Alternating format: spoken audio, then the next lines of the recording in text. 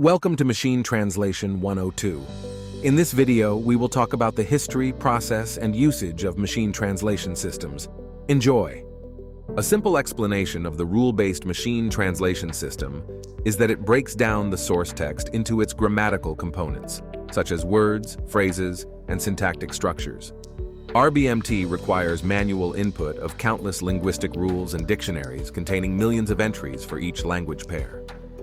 The first patent to conceptualize the principles of machine translation was patented in 1933 by Soviet scientist Peter Petrovich Troyansky. In the 1950s, with the beginning of the Cold War, major countries tried to find a way to translate information that came from other countries. The first attempts, except Troyansky's attempt, started with IBM's headquarters in New York in 1954. The IBM 701 computer translated 60 Russian sentences into English for the first time in history. However, early prototypes are not suitable for everyday use. RBMT systems are heavily reliant on manual input of bilingual dictionaries and linguistic rules. The USA could not progress enough to develop a machine translation system. Therefore, in 1966, the U.S. ALPAC Committee decided that the U.S. needed to focus on improving these sources. It's known as the ALPAC Report.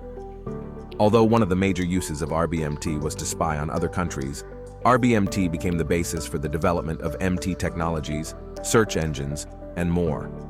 Unlike the other systems that came after RBMT, it requires a lot of manual input in order to translate a specific language pair. Here is the process of RBMT. The first step of rule-based translation is separating words in text with a system called a tokenizer.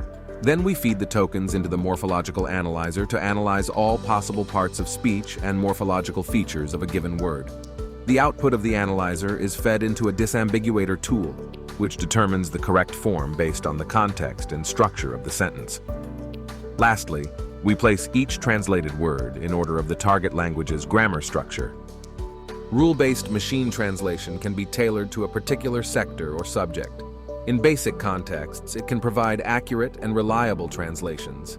However, RBMT systems require a large number of rules that must be manually entered into the system. Also, if the source text contains errors or uses words that are not present in the built-in dictionaries, it will result in subpar results. The only way to improve it is to update dictionaries manually on a regular basis. SMT is a method of automatically translating text or speech from one language to another using statistical models and algorithms.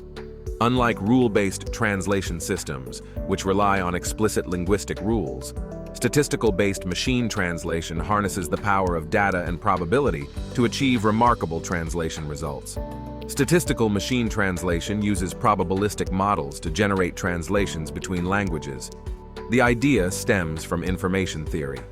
Information theory, written by Warren Weaver in 1949, is the foundation for statistical machine translation. Even though it was made for communication systems, this theory in the context of machine translation emphasizes the importance of accurately capturing the semantic meaning of the source text and ensuring effective communication in the target language. This theory was used as the theoretical groundwork for using statistical models and probability theory to develop translation algorithms. With the arrival of the cloud and the affordability of powerful computers, it has become possible to use SMT systems. The SMT process starts with collecting large quantities of both parallel and monolingual text corpora. These are a significant number of texts that have been translated into one or more languages. The machine translation system uses these corpora as its training data. Then, the SMT system begins by aligning words or phrases in the source language with their corresponding translations in the target language. This process improves the system's understanding of how words and phrases in a single language correspond to those in another.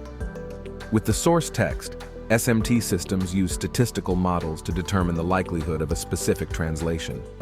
These models account for the similarities in word sequences in both languages.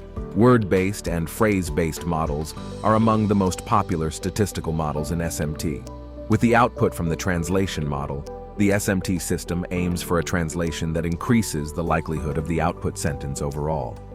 For each source language segment, multiple translation choices are taken into account, and the most likely one is chosen based on the statistical model. Furthermore, SMT systems may use post-processing methods to enhance fluency and coherence after generating a translation, making the output read more naturally.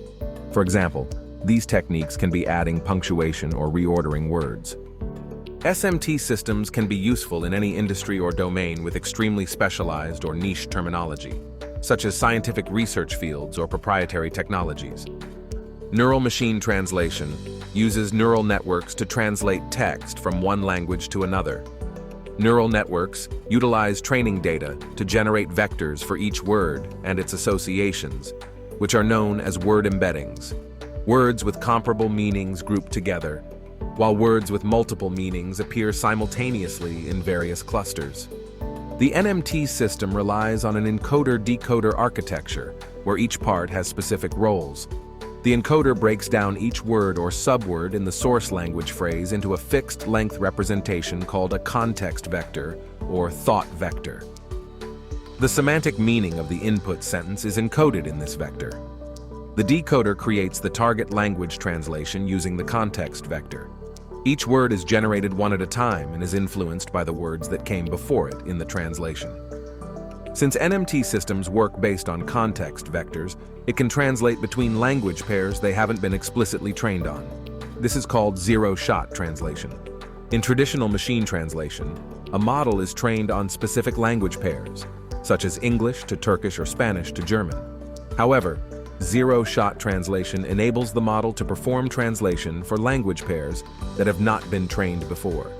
In today's world, most machine translation systems like Google Translate, DeepL, and Bing use neural networks.